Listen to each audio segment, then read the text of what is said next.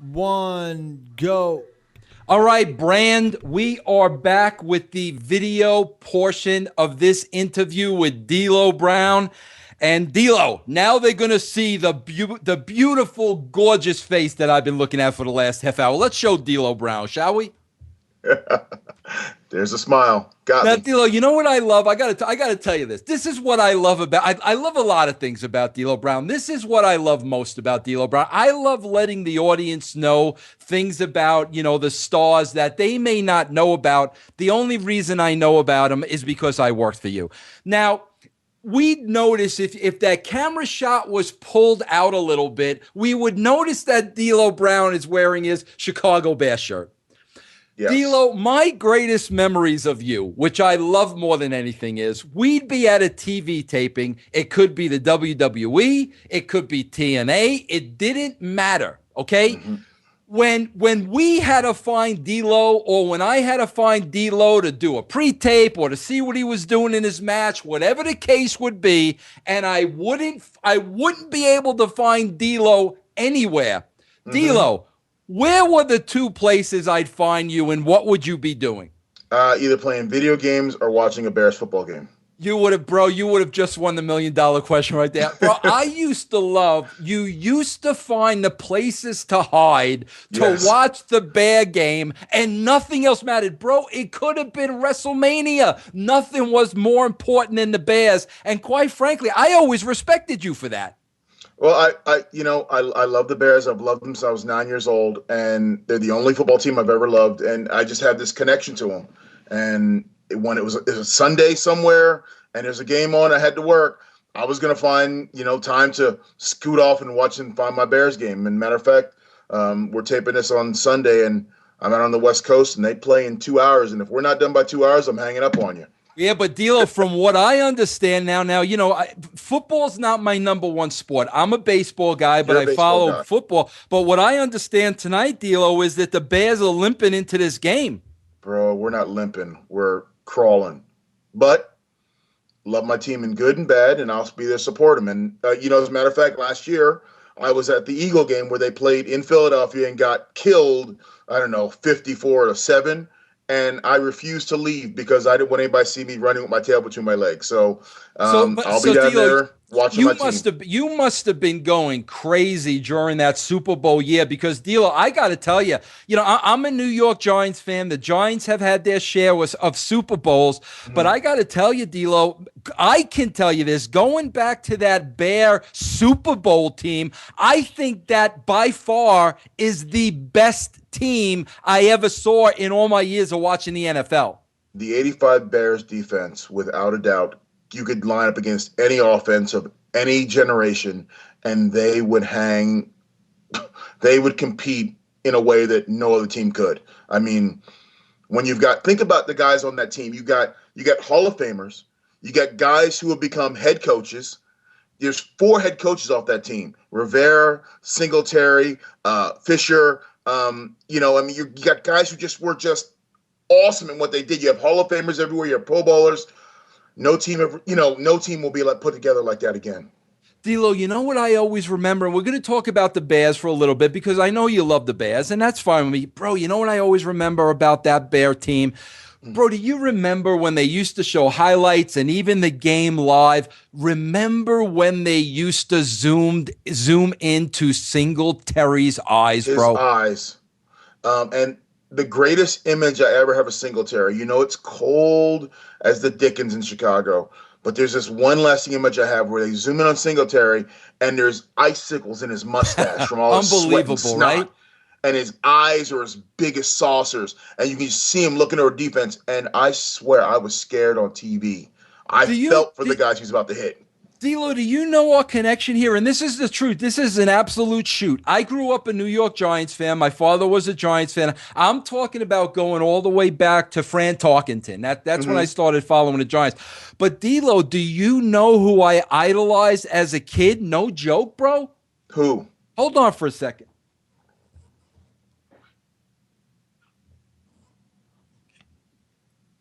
Dick Butkus. Bro, he was my idol when I was a kid. Bro, I don't know if to this day, and keep in mind, I watched Lawrence Taylor for many, many years. Bro, I don't know if there anybody who played the game like Dick Butkus. No, he played with reckless abandon. He played, and he played before me. But if you're a fan of your team, you need to know the history of your team. And to watch him play, that man would play with a broken nose and still hit you. I heard stories of him biting people's fingers through a space mask. He just, when you were on the field, he was going to hurt you. And DLo, do you know as a shoot, when I was a kid, my first dog was named Butkus. Oh, awesome. Yeah. No, that guy played with. The Bears been very lucky with key positions like middle linebacker and running back. We've had some iconic people playing that position, but Butkus sits there among the best that ever played.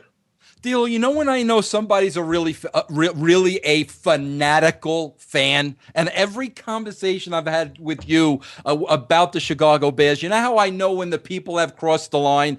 Like when you start talking about the Bears and you use we. Like you're in the locker room with them. You were on the field with them. You suffered the loss with them. It was always we. And I always used to get the biggest kick out of that. Well, you're the same with the Giants. I've heard you, bro. You're like, when the Giants won the World Series a couple years ago, you're like, we won it.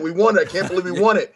So, I mean, when you're passionate, we live vicariously through them. And when you're passionate, you become part of that team and you live and die with them and you feel their pain and their happiness. And to me, that's the best way to enjoy being a fan of a sports team or wrestling, when you can associate with what you're watching and live and breathe with it.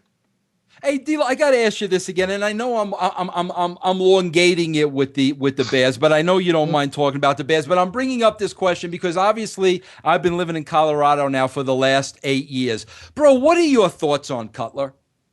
And I said this last week. I've crossed the line with Cutler because here's a guy with so much talent. He's got one of the strongest arms in the business. But yet he keeps making these bonehead plays.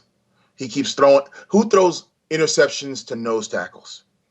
And has he overstayed his welcome in Chicago? And that's hard to say because we've never ever had a great quarterback. So it's like a double-edged sword. It's like we've got a great quarterback for the first time, but he's an idiot.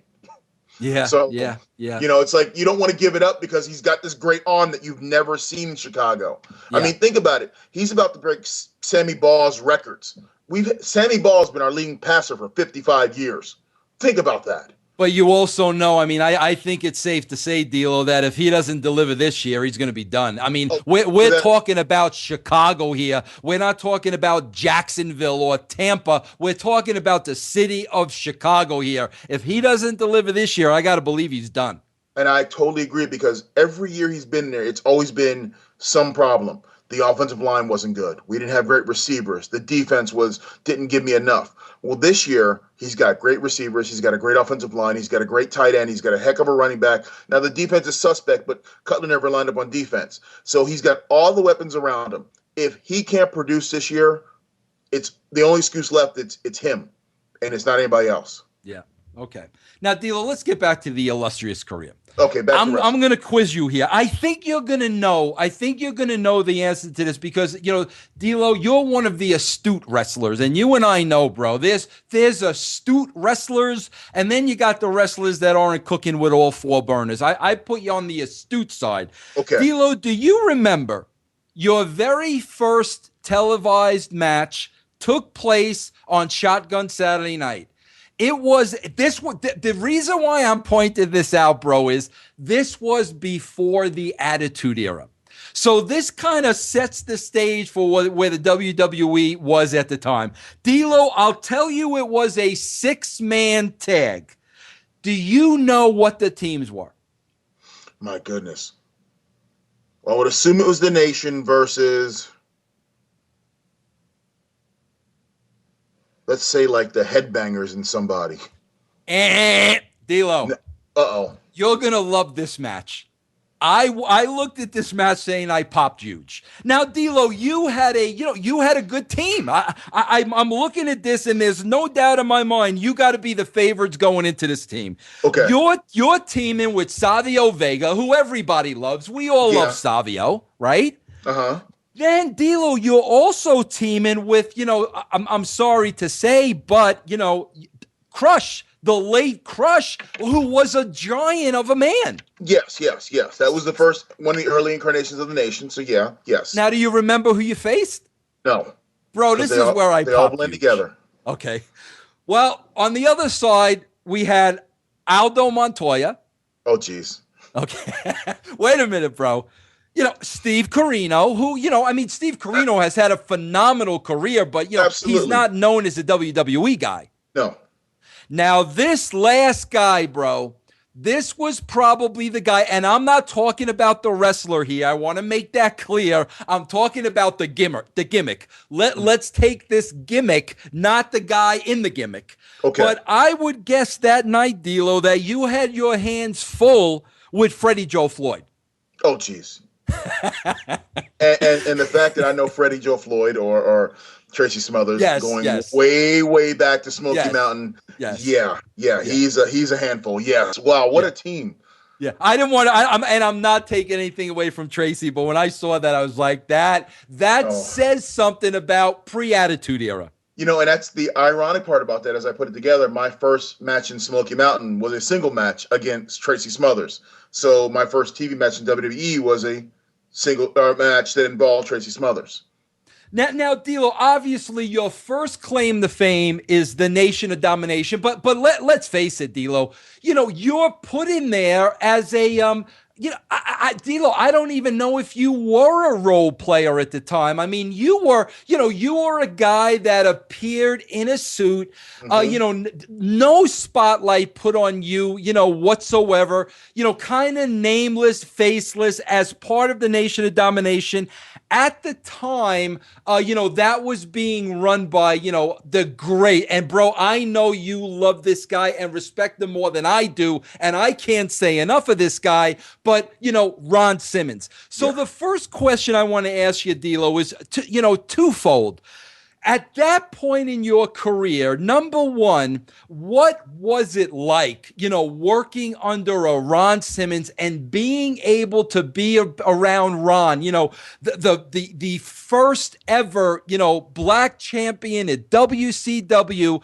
What was it like working with Ron? What did you learn the most from Ron? And also, DLo, as a shoot, I'd like to know, what did you guys in the locker room, the group, what did you honestly think of this gimmick?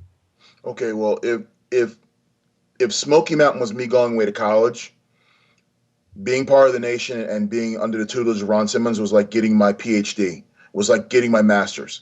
Back in the day, young guys would ride with the older vets, and my job was to pick Ron up, get the beer, and drive the car. But in that, he would tell me stories. He would teach me things. He would go over my match. He would critique the things I did. And he would give me just insight on how better to improve. And that was invaluable. Ron taught me how to be a professional. One of the things he told me was, just because you get paid doesn't make you a pro. He said, whores get paid. You want to act like a pro and be respected like a pro, and that makes you a professional. And that's probably the biggest lesson I take from him. But he would teach me everything I need to know. He would critique everything. And for us, the Nation gimmick we loved because it was a way of just expressing anything and everything just to get on people's skin. None of us are racist. None of us are anti-white. In fact, my fiance and wife at the time was white. But it allowed us to just express in any way we could, just enough to get what we call heat.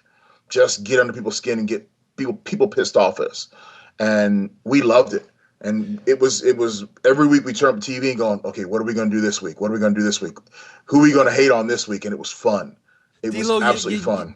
You know what the amazing thing to me is, bro? And I think you'll appreciate this, DLo, because we worked together, it wasn't that long ago, bro. We worked together at TNA. Mm-hmm. Man, bro, when you talk about like a Ron Simmons telling you, being paid doesn't mean you're a professional.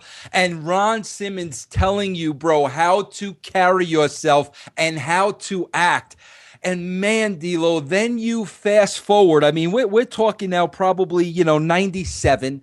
Mm-hmm. Now you fast forward, 15 years later, and DLo, the guys we worked with in TNA, they're younger guys. I used to call them, DLo, Generation Me, who were Yeah. just so entitled and who thought they were over and who thought they were stars. And, tomorrow they wanted to be in the main event.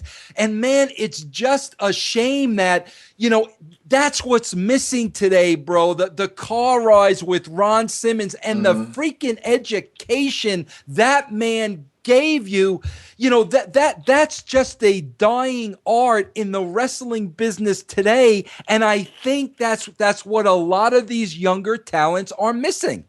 No, without a doubt. I mean, that element is now gone from business because there's, for lack of it, there's no territory. So there is no long 200-mile drives anymore unless you're with the WWE. So you don't have that opportunity to sit in a car and listen and get tutelage from Ron or Godfather and hear their stories of how they came up.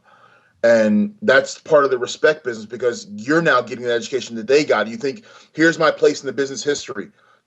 Rewind 15 years and they're sitting in my spot and I could be them if I work hard enough.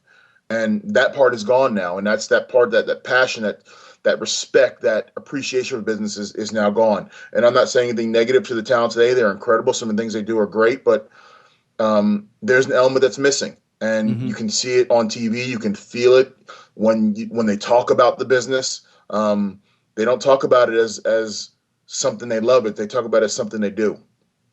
DLo, I say this all the time, bro. And DLo, I got to be honest with you. Like I suffered a bad concussion at WCW. I had post-concussion syndrome. Mm-hmm. I got hit in the head a couple of more times while I had my concussion. And DLo, I'm being honest with you when I tell you, 23 years later, I know I'm not as sharp as I used to be. And there's a lot of things, I forgot because of, just having that head trauma. So like, I don't remember everything, but I got to tell you, I tell this story all the time, DLo. I had one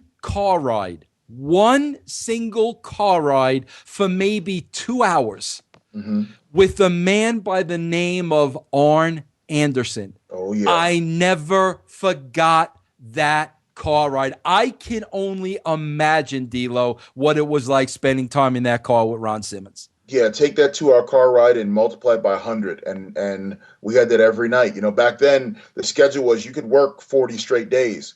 And, you would just ride and ride and ride. And the time I had sitting in a lobby or sitting in a hotel room or sitting in that car, it's invaluable. It was invaluable. And it sculpted who I would become. And I still use it. Like I said, I still use those lessons today. I'm still respectful and nice and kind. I don't care what it is. I don't care if I'm walking in a supermarket. You just never know. You always just be respectful. And that's the lessons I got from Ron. Be better than what you think you can be. Be better than who you are, and good things happen. Now, DLo, I want to go over this with you because I really want to pick your brain here because, bro, this right here really says a lot about DLo Brown, and I want to really lay this out for everybody because, again, bro, I go back to today's product, and hey, DLo, I see a lot of guys on WWE that I think are phenomenal. Like I love the roster. I mean, I love the talent roster. When I'm critical, bro, I'm critical from what I did for a living. I'm critical about the creative side of it. And I'm critical, bro, mostly because the show is 3 hours long. And that's a huge issue for them. But as far as the talent, I put the talent over to the moon. I love the talent. But bro, listen to this. In 1997, And this speaks volumes for you. And I want to get your thoughts on this, DLo. There was a restructuring, of the Nation of Domination in 1997. Now, this is who was in the group in 1997. Now, keep in mind, this is pre-Rocky. This is pre-The Rock. This is pre-Dwayne Johnson. Listen to the individuals in this freaking group. You had, of course, Ron Simmons. Then you had Ahmed Johnson. We all know what Ahmed Johnson looked like, and maybe the strongest man in the history of the business, but you can't even say that because then you had Mark Henry in the group. On top of Mark Henry, bro, you had the Godfather, who was Kama at the time. Yeah. Bro, you look at that group on freaking paper, bro, from 1997 to 2014, I don't know if there is any group that could have come close to that ensemble, which to me, when that went through my mind again today and brought me back, I was like, oh, these guys will kill anybody. But DLo, this is the question I have to ask you, bro. With guys like Farouk, and Ahmed and Kama and Mark Henry, how did you rise above all those guys to become a star in your own right? Bro, the odds of DLo Brand making a name for himself in a group with talent like this, it had to be 1,000 to 1. Yeah, it was long odds, but once again, this is something Ron Simmons told me. He always told me, when you get the chance for the spotlight, make sure it shines on you. Steal every scene you're in. You're not trying to offend anybody. You're not trying to upstage anybody. You're just trying to be noticed. So I made it a point, whenever I was given anything, whether it was standing with a bow tie on, I was going to do it better than anybody else. If I was going to take that big bump, I was going to do it better than anybody else, because I was going to have someone notice me and my talent. And I got lucky enough that it happened. And fortunately, I had people in the right places who saw it and wanted to capitalize and utilize it. Hey, DLo, I want to ask you this too, because you were in the group, and it's funny now because I look at those names, and outside of Ron, bro, Ron was already a legend at the time. Ron was on a different planet by himself. But, bro, at that time, you had three guys, Ahmed, the Godfather, and Mark Henry, who were, bro, like pretty much in the same place in the business. They were both all fairly new with the WWE. Bro, they all had a lot of the same tools. You're talking about impressive looking guys, guys that were, strong as bulls, unbelievable freaking bodies. I mean, I don't know who was stronger than who, but I got to ask you this, DLo, at that time, the way this thing was set up, was there ever any competition in the group at the time? And the only reason I'm asking you that is not to stir anything up, but I would have to think there had to be some kind of competition within the group. Well, we were all naturally competitive, and we all wanted to rise up and do something better. And so, yeah, it was a friendly rivalry, not like where we cutthroat each other or anything like, because that's what made the Nation kind of cool, is we always wanted to help each other rise and be better. But yeah, it was a natural, friendly competition, and that's why I started doing things that I knew, they couldn't do. Like, that's why I started doing frog splash and going to the top rope and trying to make my stuff stand out a little bit, and doing moonsaults that a guy my size shouldn't do, which that was my way of getting noticed, is doing things that a guy my size didn't do before, but yeah, it was a natural rivalry there.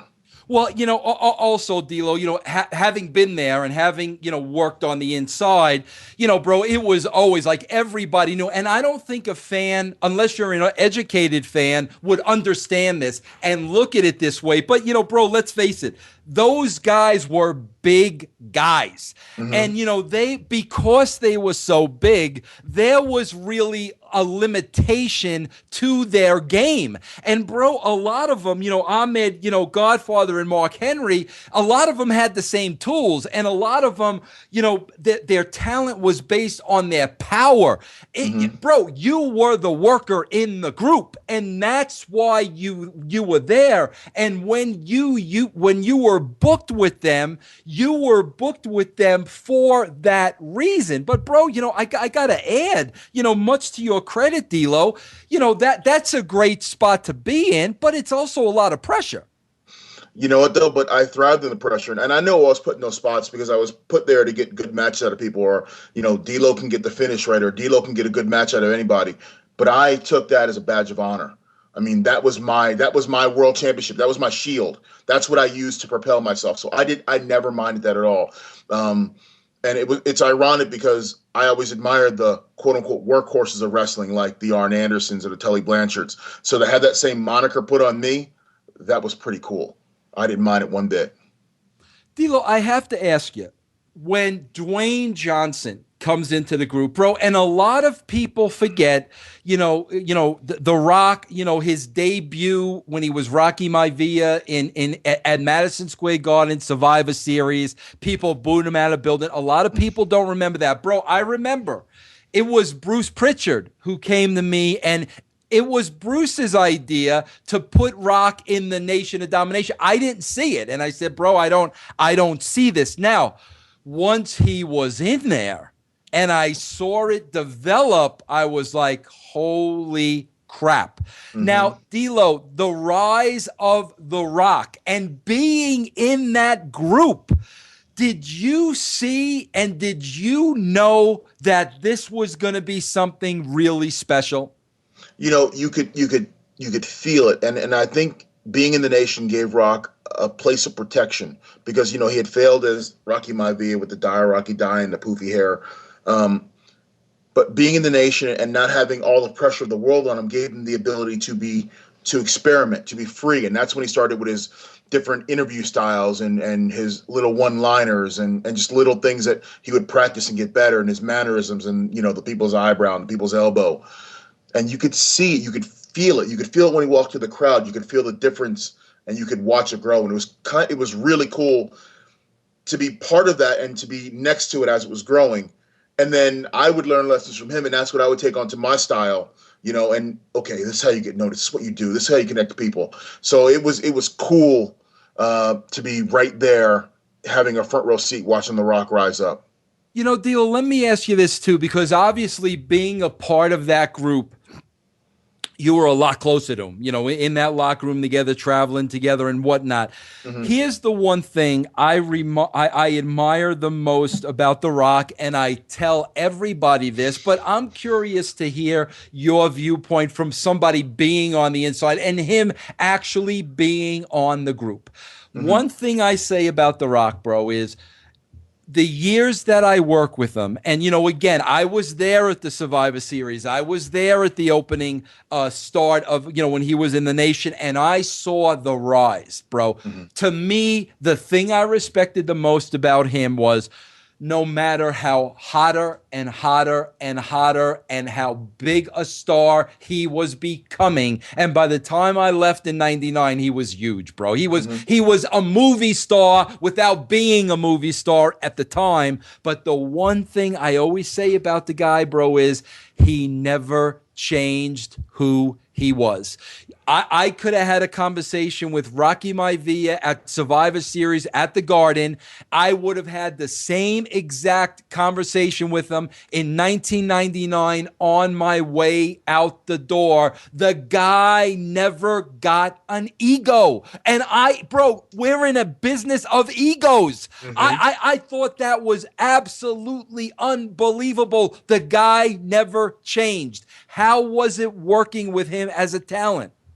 The exact same way. The guy in 97 that came into the Nation, and we would go to the Waffle House after a show, would be the same guy in 99 when he's headlining WrestleMania. He's doing the main event at WrestleMania, and we could go to the Waffle House after the show.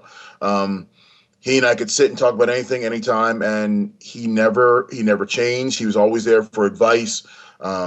He'd come up and go, "Hey, DLo, man, why don't you try this or try something like this?" So he was always cool with me.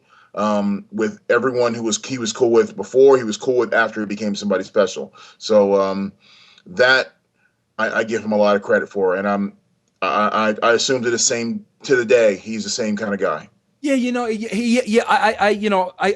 Bully Ray, still keeps in touch with him, and I talk to Bully, here and there. Hey, bro, he says the same exact thing.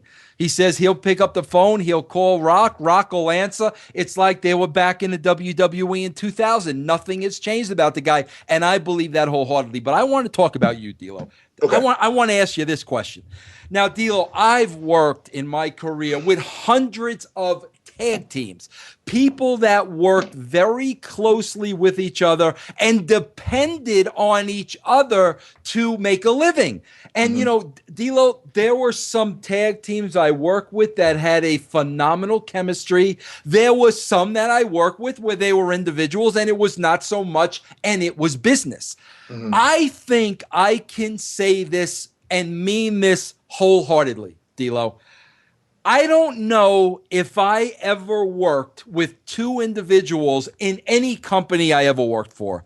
Any company, bro, that had the chemistry of you and Mark Henry. And from my point of view, DLo, I'm going to tell you, I saw that chemistry from day one. It's not anything that had to be developed. It's not anything that had to be worked on. You were the straight guy. Mark Henry was unbelievable, hysterical. Didn't even know it, bro. Didn't have a clue how funny the guy was.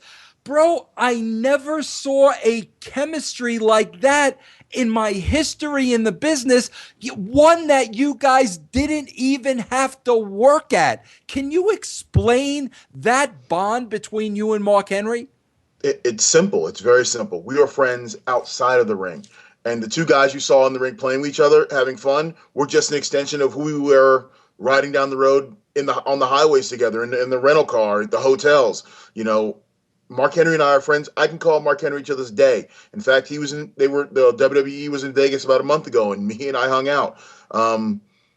Mark and I were friends, and it was just an easy way to show that friendship on camera. And it came off as good chemistry, and you could see it. We enjoyed being out there with each other. We were two young guys who were in a great spot in a big company, and we loved it and enjoyed it, and that's why it came off that way. Now, DLo, I got to ask you this question because you were so close. Bro, I always used to say, Mark Henry was one of those guys that was so good, and he had no idea how good he was. Bro, was he working me? Did he know how good he was? At the time, no, but he knows now. At the time, he was still trying to find his way, and he was still trying to figure out his place in the company, because Mark didn't take the traditional route to come in, so he kept to he tried to keep a low profile, but he knows now how good he was then. Hey, DLo, I got to tell you this, and I'm saying this as a shoot. And you know what? When I watch Raw now, bro, I still love when I see some of our guys on the show. Like I couldn't be happier for Dustin Rhodes and the way he turned his life around. And every time I see him on TV, I stand up and applaud. But bro, I have to tell you, and I'm not just saying this because I worked with him and because I know him. Mark Henry, to this day, is cutting some of the best promos on that show. Mark Henry is doing the best promos. He's doing some of the best work he's had. I mean, he's connecting with people in ways he never did before. Mark is a 10,000 times better performer he is today than he was just 5 years ago or 10 years ago. And the fact that he's still there, still putting the time in after all this time, that's a testament to him. Well, bro, what's still there? What about the way he looks? No, I mean, he's not changed a bit. He looks great. Unbelievable. He looks great. He moves around the ring better now than he did 15 years ago. I swear, I was blown away the other day, DLo. And again, I hate to keep talking about these other people, but you work with some people I really love. Bro, I remember, look, let's call a spade a spade. DLo, these guys come out, Mark Henry's been with the WWE for 20 years. Yes. These guys come out, they're past their prime, you see the stomach a little, this, that, and the other thing. Bro, he came out the other day, and I'm looking at him, and bro, he still has that V thing going on. And I'm like, bro, the guy, hey, DLo, he's got to be 43, no?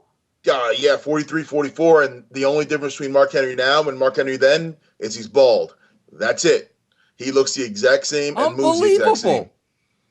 DLo, I got to ask you this because this might be, DLo, your greatest honor in wrestling, as far as I'm concerned. Okay. First of all, well, I don't know, because there's so many. First of all, being noticed in that group of individuals that I just laid out. To me, the guy in the background, the workhorse, the guy doing all the spots, that's who he's supposed to be, but not DLo. All of a sudden now, DLo Brand is becoming a star in the WWE. Bro, here's the thing that just blows my mind, and I really want you to comment on this. Bro, in 1998, DLo Brand is the European champion. Yeah. DLo, I don't know, bro. It's the 4th or 5th belt down the line. It's a belt that means absolutely nothing. Looking back now, I can't even remember the history of the belt. I can't even remember why there was a European champion. Bro, I watched today's product. I don't know who's got what belt, and every belt doesn't mean anything except the main one. I'm just going to be honest. There's no important. Bro, you took this European belt that meant absolutely nothing.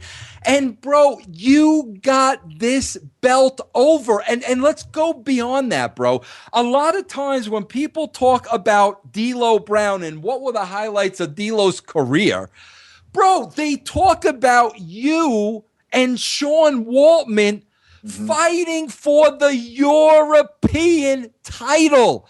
Yeah. DLo, that's unbelievable to me. And that goes back to Ron Simmons saying, grab your spotlight. When I was given a chance to run with the ball, I didn't care what it was going to be. You could have given me the tin can belt. I was going to represent it like it was a world championship. And because I was given the European title, and then I had a great opponent like X-Pac, Sean Waltman, to banter back and forth with, and you put on these great matches, and people are like, why are they competing so hard for this belt? Well, this belt must mean something to them, and it did. We wanted to elevate that up, and I didn't make the belt made me, and in turn, we made the belt, and we made that belt mean something, and my series of matches with X-Pac for it, or Val Venus for it, it was friends going out there to prove we belong on the big stage, and the belt came along for the ride. And in matter of fact, if I go in my closet right now, I keep one belt. I have one belt that I have in my collection, and it's my European title.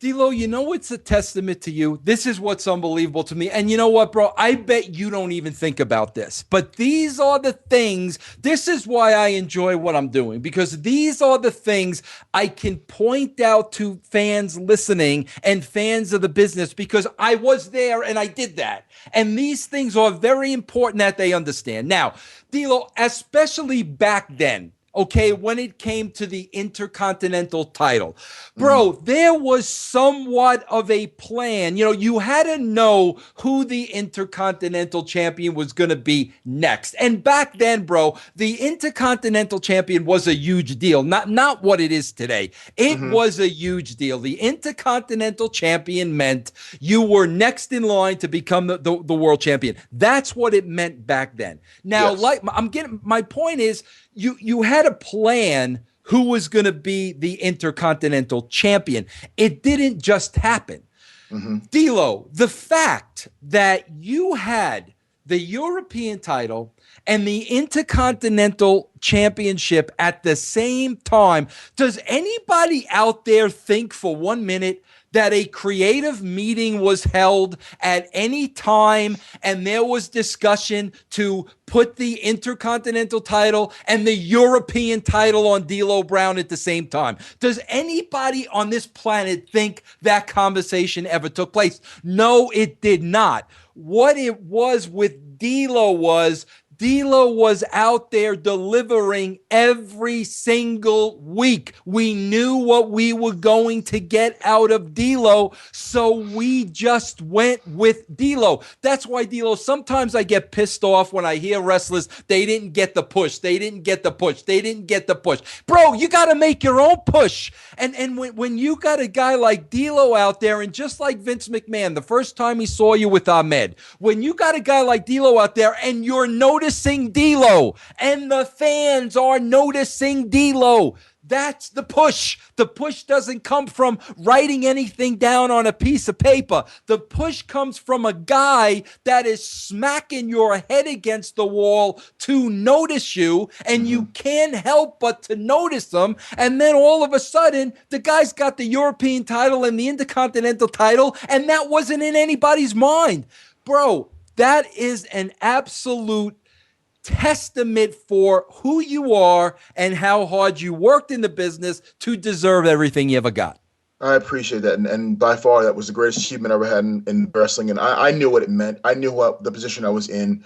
And you're right. There is no such thing as a push. You can have the office help you out, but if you're not making people notice you, if you're not having the fans react to you, I don't care if the office is making you win every night and put you on the main event. If you don't connect, it's not going to work. And you've got to make people notice you. And that's what I strive to do. That's what I always wanted to do. And it worked out for me. And I have a great spot, a great history in this business. And I found myself in a wonderful place. And I'm so thankful and blessed that I was in that spot and had that opportunity. And, DLo, a couple of things I want to talk about at that time was, first of all, one thing I loved, and bro, let's get it all out in the open here, DLo, because I'm going to refresh your memory a little bit, okay? I loved the freaking chest protector. Yes. And I'll tell you why I loved the chest protector. I loved the chest protector because I knew DLo Brand would know how to get it over. It was a nothing. It was a chest protector. But I knew, through everything you did off the top and the low down and the sky high and the frog splashes and all the crazy stuff you did, I know DLo Brand is going to get the chest protector over. Now, at the beginning, you didn't like the chest protector. I had to think, DLo, that maybe it was difficult to work with and you weren't able to work as freely. That's what I would have to think. But, what were your early feelings of that gimmick? And at the end of the day, do you think that gimmick helped enhance you? You're 1,000% correct. In the beginning, I thought it was going to be the worst thing ever because no one had ever done it before. No one, guys have had worn things on their arms or wore gloves, but no one ever wore a full body protection piece. And I thought I was going to be the joke of the world. And the boys in the back of the Caribbean call you Johnny Bench or something like that because you're wearing this catcher's outfit. And I give credit. Jim Ross came up with the idea. He sat down in catering one time and said, he thought about doing the frog splash to finish. He goes, maybe if we hurt you and give you something like, Iron Mike Sharp, maybe that work. And I thought he was joking, so I just let it go. And then 2 days later, I was getting we're thinking about doing this chest protector thing. And I remember going home and talking to my ex-wife at the time. And I give her 1,000% credit because she leveled me out. Because I was like, oh, I'm not going to do this. I'll be stupid looking because, everyone wants to be the big, strong, kick-ass baby face or heel, and you don't need a gimmick.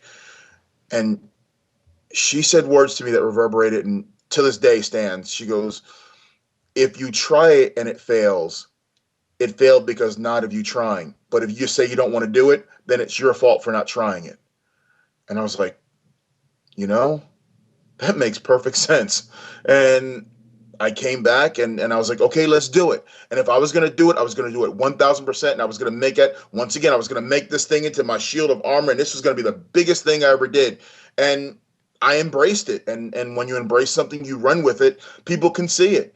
And the chest protector by far was the thing that put me on the map. That, in addition to the DX skit and Road Dogg portrayal of me, because he came out wearing a chest protector, and maybe I was noticed, but I was still under the radar a bit. And when he came out and over-exaggerated my head shake and the chest protector and the way I spoke, and then 2 segments later, I come out and do a match, and people go, oh, man, DLo really does do that. And he really does shake his head, and he's got a chest protector on, and wait a minute, he's not hurt. That's what got me, I think, that really propelled me into the conscience of the wrestling public. And from that point, the rest was pretty easy. Just take off and go.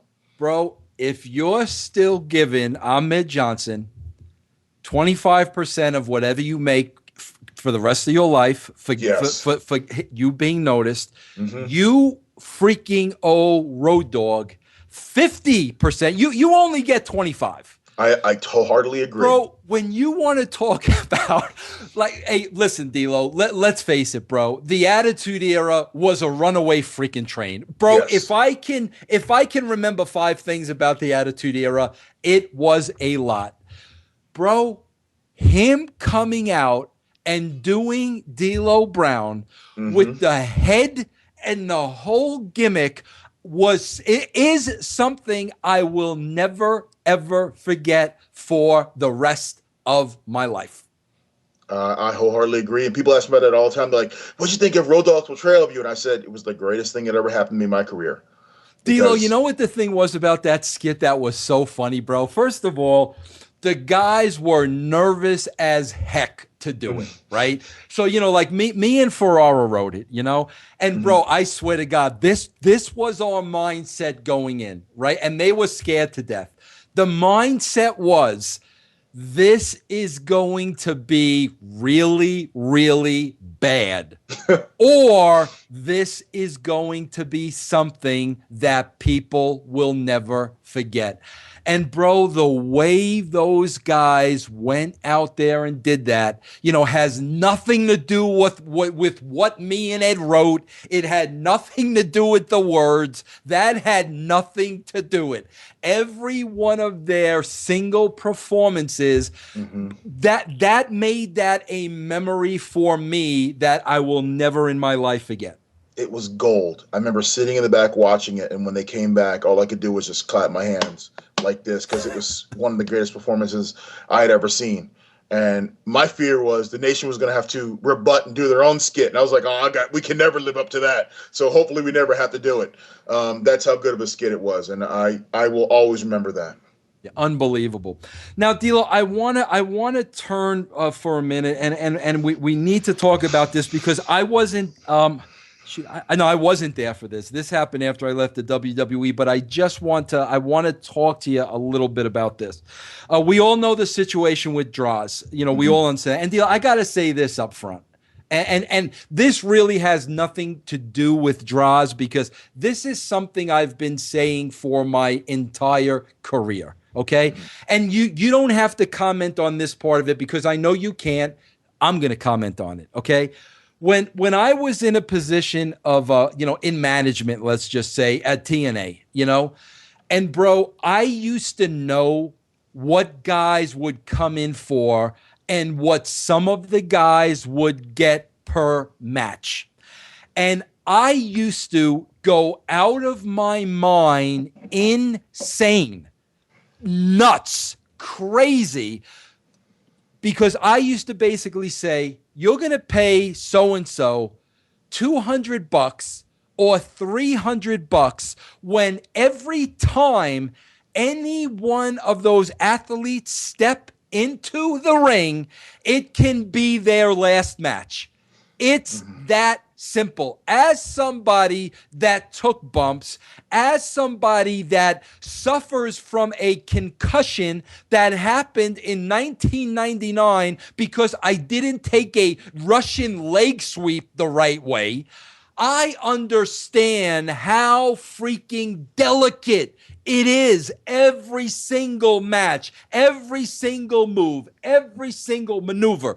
When TNA used to pay guys $250, $300 for a match, I used to go out of my mind because I used to say, do you understand this could be their last match? Do you understand the mentality of these guys is every time they're out there, it's balls to the wall. They don't care what they're getting paid because they're professionals and they want to put on a show. You can't pay them that kind of money. I used to go out of my mind. Bro, I used to get pissed off at the talent for accepting that kind of money. Now, I know people have to work, but you've got to put yourself in a higher standard and understand what you're doing is dangerous. There's no doubt about it. People want to talk about fake wrestling, this and that. Unless you're there, unless you know what you guys do, it's one miscalculation. That's it. And like I've always known that, and it's going to happen. There's no getting around it. I saw it happen many times. There's no getting around that. Now, DLo, we know the situation, with Draws, and I'm not going to walk through that, Matt. Bro, things happen. I know that. I mean, DLo, what have you delivered and taken 50,000 moves in your life? I mean, the chances of one of them going awry, gonna happen, bro. I mean, that's the way it is. What I want to talk to you about, DLo, is how did you get through that period of time? DLo, I'm asking you this question because on a whole different level, okay? I wrote the show, the pay-per-view with Owen. I've told the story a million times of, how that spot came about. And, it wasn't originally written in the show. We had no intention to repel Owen that night until I got a phone call days before from Steve Taylor, who said to me, Vince, the guys at WCW are going to be here. They want to show us what they can do for the company. The guys that repel Sting, is there anything we can do in the show? I looked at the format and I saw Owen was the Blue Blazer. Without thinking twice about it, bro, I thought, yeah, this will help get Owen over. That was my thought. Yeah, this will help get Owen over. It was never written in the show. It was never needed for the show. We all know what happened. At the end of the day, bro, no matter what, okay, I wrote that on the paper. I wrote the format. It was me that typed out that show. And, DLo, I've played the moment over a million times in my mind. And, how many years it is later, I still can't get by it. The only thing that gets me by it, DLo, is the way the series of events happened. I am a firm believer of everything happens for a reason, and there's nothing any of us can do about it. Again, I'm not going to preach here, but you know how I am, bro. Everything's in God's hands. I firmly believe that. And no matter how much we beat ourselves up for everything, stuff happens for a reason. So I'm asking you, DLo, because I dealt with something very similar. And it's to this day, it is difficult for me. How did you deal with that incident at the time, and how were you able to, cope with it and move on? Because I can only imagine what you were going through. It wasn't easy, and in fact, after it happened, it was in Nassau Coliseum in New York. It happened, and like my whole world just fell apart. Like, and I never ever, you never want to hurt any. You're not in this to hurt anybody. You're in there, you don't want to take food off someone else's table. You're in there to help them make work and do their job and do it well. And when it happened, it gutted me. I remember going home, and I didn't want to wrestle anymore. I was done. A lot of people didn't know I pretty much retired at that point. I told my ex-wife at the time, I was like, I'm done. I'm not going to do it anymore. And, I was given the next week off from TV and just time to relax. And then I was given, I got a phone call from Jim Ross. And we all know that Jim Ross is, big into football, Oklahoma. And he gave me the football speech. He gave me the fact that, we all know what we're doing. We all know what we're getting into. Accidents happen. And he said, let's not have two careers end over this. And with support from the company, from my ex-wife, and just a long sit down, I finally started getting past it. I mean, till this day, I'm not over it. I mean, it still haunts me to this day. And I've never used a running power bomb ever again since that night. just I won't do it. I can do it, but I won't do it. It just I don't wish that on anyone, to be either part of it or, in any way. It's a hard thing to carry, and I actually changed as a performer from that, because I didn't. For a long time, I suffered with lack of confidence in the ring. No one would know that, no one would see it, but for a long time I was scared. Oh my God, is this going to be the move that's going to hurt somebody again? And that ate me up, and it took me years to get to the point where I didn't think about that anymore when I went and did matches or called a spot. It's even to this day, it's still a difficult thing when I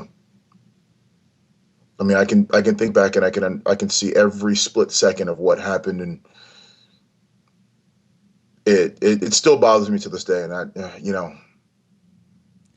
got to tell you though, DLo, though, thank God, bro, for people, because I had the similar circumstance with Owen, like what Jim Ross said to you right there, that's incredible to me.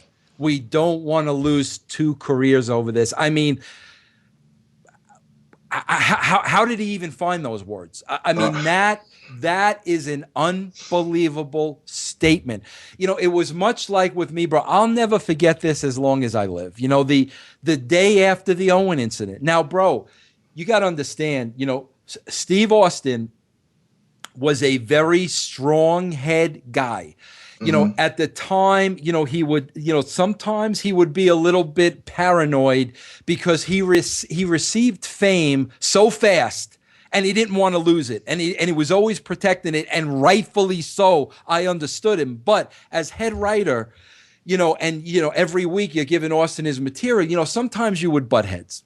Mm-hmm. Also, bro, Steve didn't have the best relationship with Owen. Owen once, did a move to Steve in the ring, and it gave Steve a stunner, and he scared the hell out of Steve, and it really affected him for a long time. Mm-hmm. So, him and Owen had a little bit of a, relationship, right?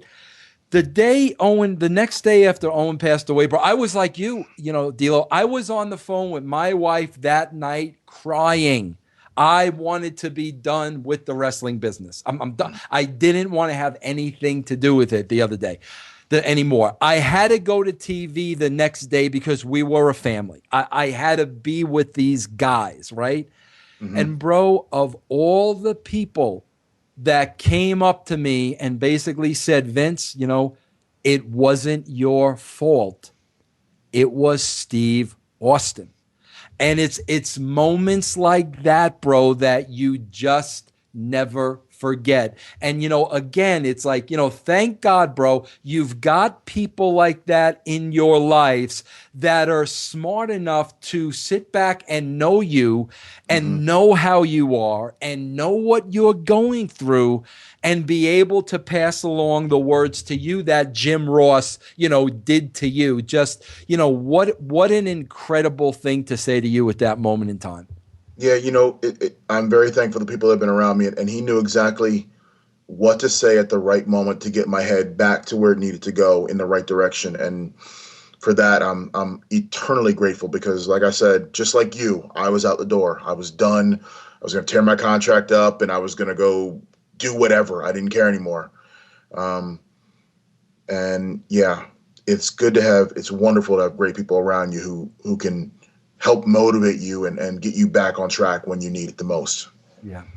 Okay, DLo, I want to talk to you about something now too. We're kind of getting to the end of your WWE career, and I want to ask you something about this. Now, mm-hmm. DLo, when I left the WWE, me and Ed left in October '99.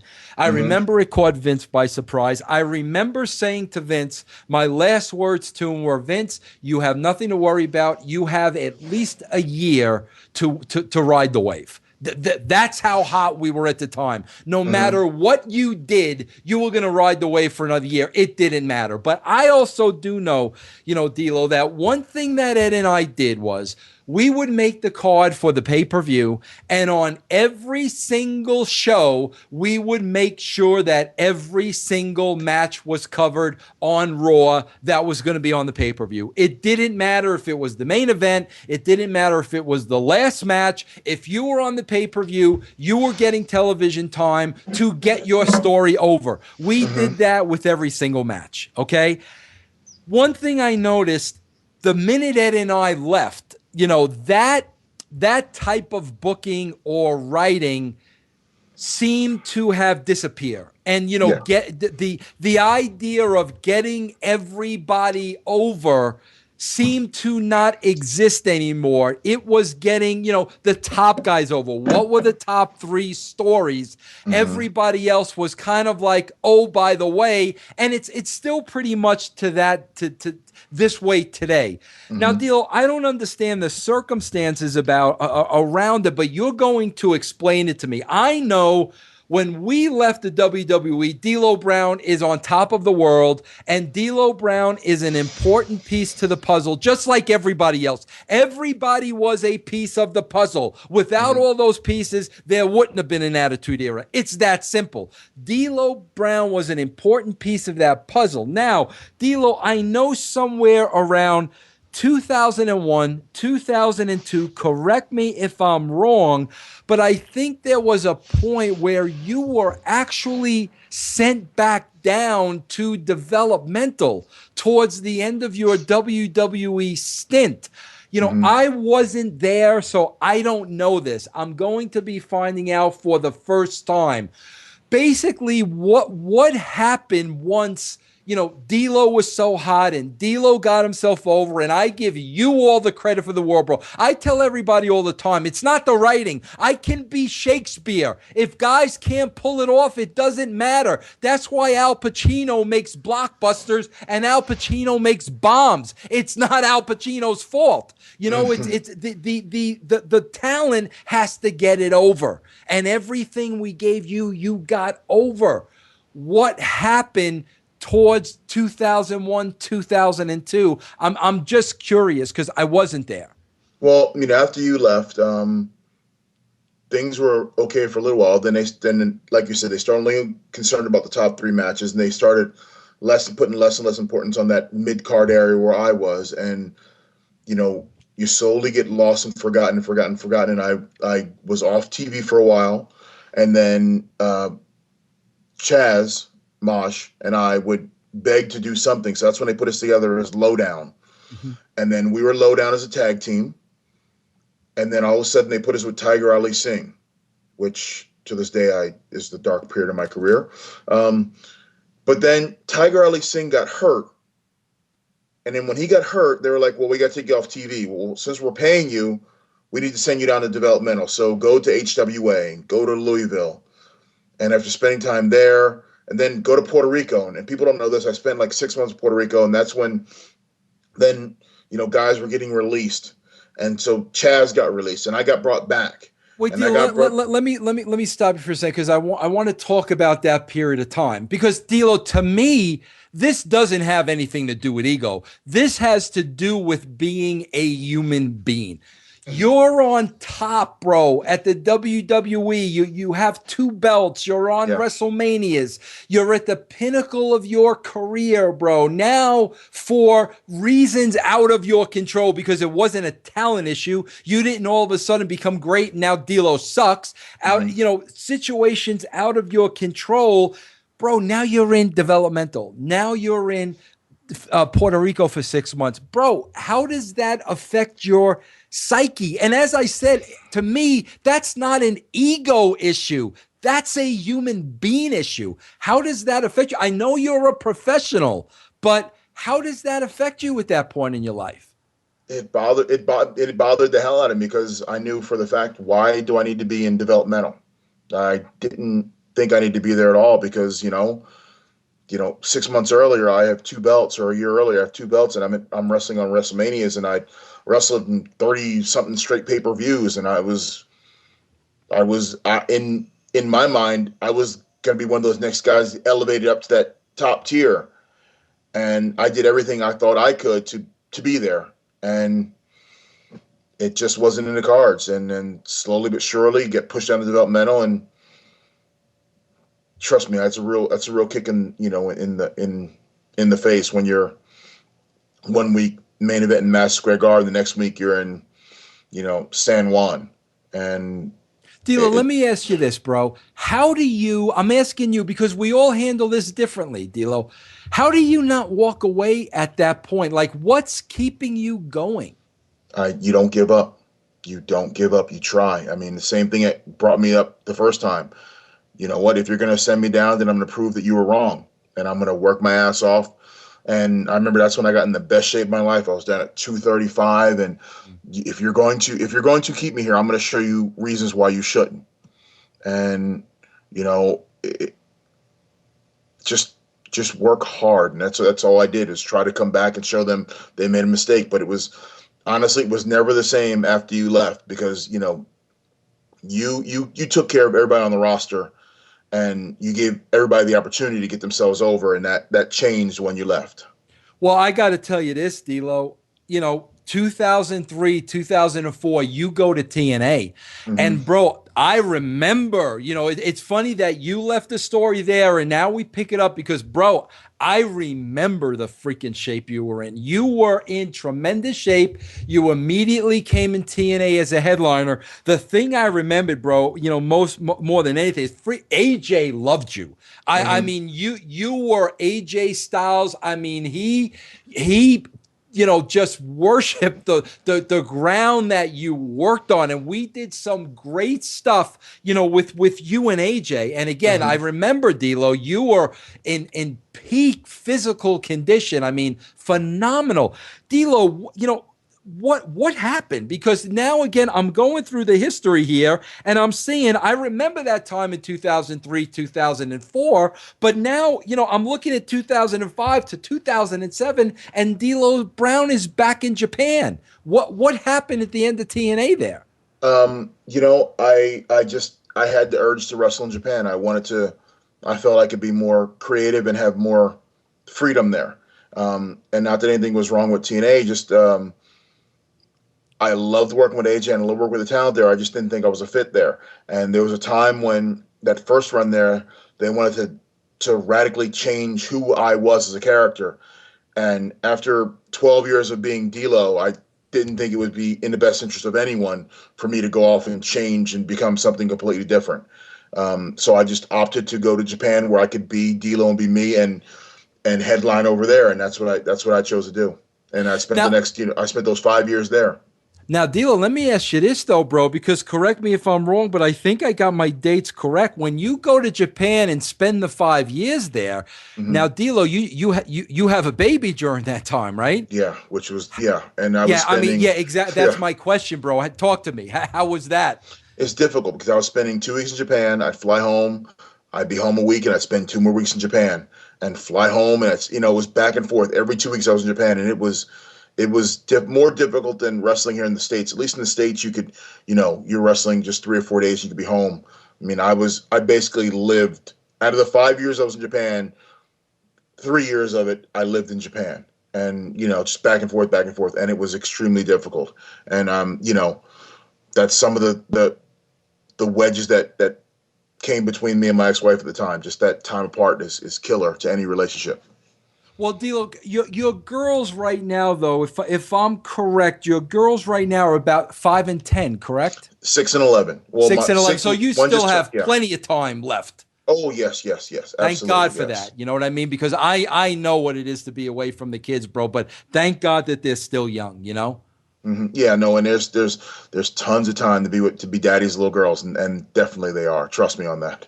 Now again, DLo, now you come back, which was good because you just had the baby. But now 2008, 2009, you go back to the WWE, but it was only for a year. So I guess, did things not change from the time you had left? There were, when I initially came back, there were conversations that they knew where I was going to go and had an idea of what I was going to be. And then after I signed the contract, none of that came to fruition.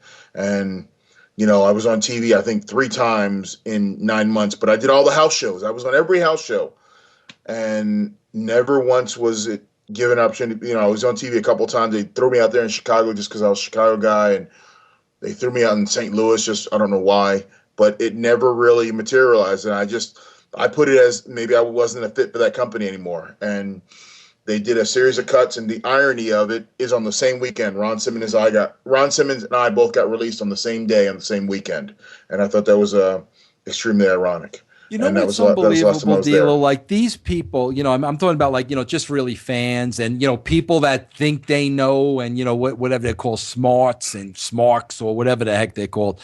Bro, I sit here and I know how tough my road has been, and there's a lot of scars. And then, bro, every week I bring on my guest and I hear the stories of what every individual went through. Bro, I got to tell you, I don't care how over you are or how much money you make or how you headline WrestleMania, 15 WrestleManias. Bro, I don't know if there is anything more difficult. Bro, listen, I don't want cars and letters coming in. I know cops and firemen and people that put their lives on the lines every day. I understand people serving our country. I get that. But the psychological warfare, bro, of being a wrestler and all these peaks and valleys over a long period of time, man, you've got to be a special person to just be able to get through all that, never knowing where it's going, bro. Yeah, I mean, you have no clue where it's going tomorrow. I mean, just as fast as you get something, it can be taken away. Just as over as you are today, you could be that forgot about tomorrow. So it's peaks and valleys, and there's strains, and there's mental games, and there's tests everywhere you go. It takes a person of great mental capacity to handle this, But D'Lo, let me ask you this, bro. Does it become an addiction at some point? It is an addiction, I think, in a way, because you want to always ride that, get that feeling, that rush again. So walking through the curtains is an addiction. Being out in front of the people is something you can't get anywhere else, so that's an addiction. So maybe we're all gluttons for punishment. I don't know, but we keep going back at it, and hoping to get that one last ride. Now, D'Lo, let's talk about that. And we're at the end of the road now. 2009 to 2013. You're at TNA. I was there with you a little bit during that time. I think I exited. I think I got out in 2010. I'm not sure, but I do know while we were working there together. You were an agent at the time. Obviously, D'Lo's got a great mind for the business. There's no question about that. It would seem a natural progression that D'Lo becomes an agent. But D'Lo, I always had the sense when we worked in that capacity, back in 2009 at TNA, I always had the sense, bro, that you weren't ready to be an agent yet. What was I wrong? Was your heart into it, or did you still want to compete in that ring? A little bit of both. I mean, I had accepted my agent role, and I felt really good about helping younger talent develop, and almost like when you teach someone something, you see them go out there and do it in the ring, it's almost as good as you doing it yourself. But then at the same time, when there are some people you go, wow, even out of shape and old, I can still go out there and turn it up and do a lot of things. There's that part of you going, man, I can still do it. But, my career track, I knew that you can only go so far. Your body can only last so long, but your mind, knock on wood, can keep going on. Forgot all those chair shots. But your mind can keep going on. And so I had accepted the role of being an agent and tried to just throw my all into being an agent. Now, D'Lo, again, I don't know. I'm just asking the question because I don't know. And, and if you could tell me, cool. If you can't, you can't. But what was the end of the road, with TNA? I mean, why did you finally wind up leaving that organization? To tell you the truth, and as God's my witness, I have no clue why it ended. I can tell you that I think it had to do something more with the company resizing or downsizing. I could give you 100 different reasons, but none of them which make sense, other than maybe I don't know. Well, I had Tara on last week, D'Lo, and she was telling me one of the reasons she decided to leave at the end at TNA was the catering. Did that have anything to do with your decision? Well, the Tuesday taco was pretty bad, I gotta tell you. Bro, her and I were popping huge. She brought up Taco Tuesday last week. I almost threw up all over my desk, bro. Yeah, people don't realize that we have to put up with a lot of stuff, and Taco Tuesday was one of them. Now, DLo, Or seafood surprise where there's no seafood in it. Surprise. Yeah. Now, now, DLo, when TNA comes to the end, in your mind, is this done with my ring career? Do I want to get on with something else? Where are you mentally at that point in time? Mentally, I'm moving on. I do little things like conventions or a little spot show here or there. I moved out to Vegas to pursue another career, and I still stay in touch with the business. There's a company out here called Future Stars of Wrestling, FSW, and I help agent some of their stuff, and I run a class on Fridays out here. That's my way of staying in contact with the business. But other than that, I'm trying to segue into a whole nother career that I can do for the next 30 years. Now, let me stop you right there, because you said a very interesting word there. You said, I'm trying to. Is that you're trying to get into something new, or there's still that part, the old Godfather where they're pulling Michael Corleone back in? Does some of that still exist, honestly? That's always going to be there. It's just the nature of the business. The pull is always going to be there. But I'm doing my best to segue out. And like I said, I do enough where I stay in contact with the business just to get my fix, but not so I have to dive back into that life. Good. So, I'm segueing into something I can do for a longer period of time. Okay, now two quick questions, DLo, and I'll wrap it up with you. First of all, please tell me you're down in Vegas. I know a certain somebody is down in Vegas. Please tell me you don't run into the world famous Glenn Gilbernetti out there. I see Glenn a lot over at FSW, and he has not changed one bit, one iota in the entire time I've known him. He's the same guy he was, bouncing around in whether it be WCW or TNA. He's the same guy, and you just want to punch him in the face.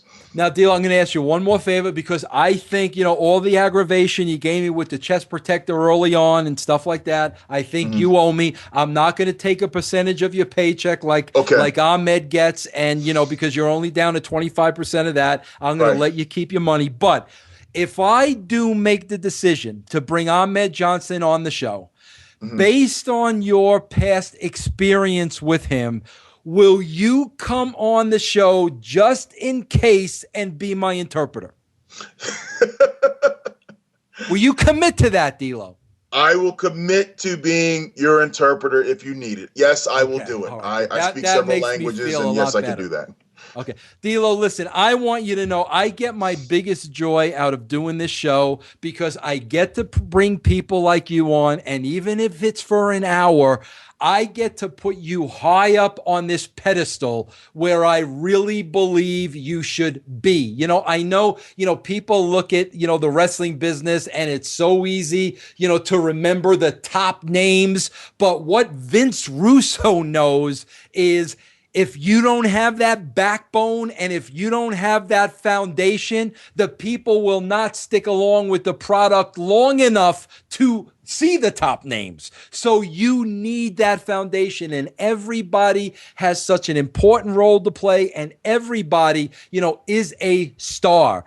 And, that's why I wanted you to come on the show. I wanted to go through some of these things with you because, again, DLo, even when I look at them, it's phenomenal what you were able to accomplish on your talent and your talent alone. And I want to thank you for, giving me the joy and the honor and the privilege of working with you, throughout both our primes, because you were really one of those guys that I really respected and looked up to, based on hard work and dedication to the wrestling business.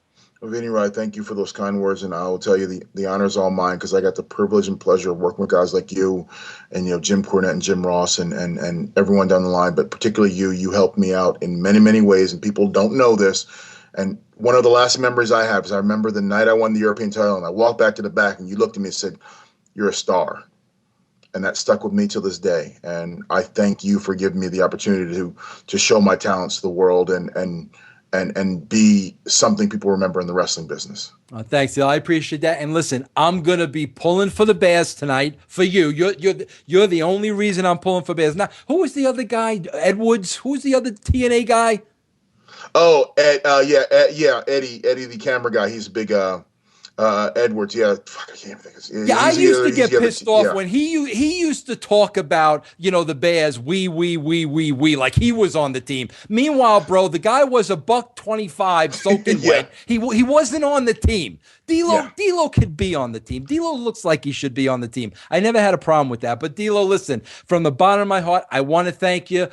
Good luck with your new career out there in Vegas. We're gonna come around again, bro, and I'm gonna have you on the show again because it's always a pleasure and an honor to speak with you. And I want you to say hello to those two little girls. Listen, the last time I saw your older daughter, it looked like she inherited all the hair that you lost. Does she still have that crazy thing going on? She has all that hair, and it's long and curly, and she's got her mom head of hair, so she doesn't have my head hair. Thank goodness. Thank God for that, right? Well, DLo, thanks a lot. And listen, more than anything else, good luck tonight. Go Bears. Thank you, Vinny Rue. I love you, bro, and I appreciate it. All right, everybody. We'll be right back with the Swerve right after this.